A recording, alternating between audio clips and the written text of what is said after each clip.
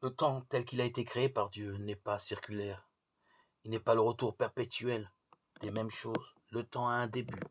Il eut un soir, il eut un matin, premier jour, Genèse 1, 5. Et il aura une fin lors de la manifestation glorieuse du Seigneur. Si le temps est une histoire qui a un mouvement et une direction, notre pèlerinage en ce monde vise un terme au-delà du temps, avoir part au royaume des cieux. Notre marche dans l'histoire du monde a un poids d'éternité. L'enjeu est considérable, puisque c'est toi qui nous donnes maintenant de te connaître, Seigneur. Tu es pour nous le gage du salut éternel. Et notre vie aujourd'hui est une histoire de salut, à la fois collective et personnelle. Déploie, Seigneur, ta puissance et viens, puisque nous ne pouvons obtenir que de toi la délivrance et le salut.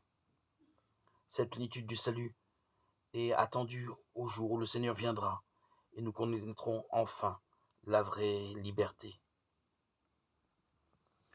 Nous devons avoir conscience de la fragilité de notre condition humaine en priant ainsi.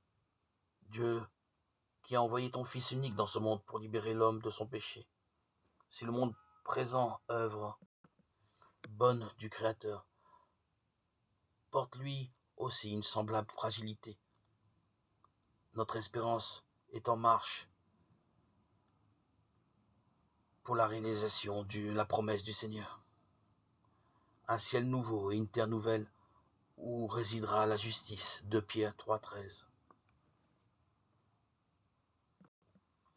Nous attendons ce jour, Seigneur, en veillant dans la foi, en nous appuyant sur le fruit du premier avènement qui est le salut offert au genre humain, car tu es déjà venu en prenant la condition des hommes pour accomplir l'éternel dessein de ton amour et nous ouvrir le chemin du salut.